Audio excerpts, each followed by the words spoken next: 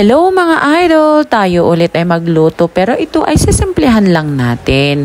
So ito pala mga idol, na prepare ko na yung mga kailangan ko. So dito pala yung isasahog kong isda.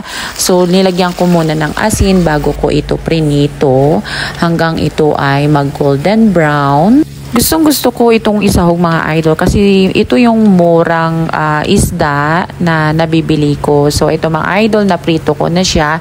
So the same na pot ay dyan ko din lulutuin. So tinanggal ko lang yung mantika at naglagay ako ng tubig. Dito ay sinama ko na yung luya, sibuyas. Wala akong kamatis kaya hindi ko siya nalagyan. At sinabay ko na rin yung kalabasa para masabay ng lumambot. Nung kumulo na ay naglagay na rin ako dito ng bagoong at saka yung seasoning at pinakuluan ko lang ng saglit bago ko inilagay yung sitaw at saka yung patula. At dito pala mga idol ay sinabay ko na rin inilagay yung prinito ko kanina para mas malasa yung sabaw niya at saka ko ulit pinakuluan ng pinakuluan at inilagay ko na rin yung pinakahuli yung sabidokong ata sa aming mga Ilocano. So sa iba hindi ko po alam kung ano rin ang tawag nyo dyan mga idol.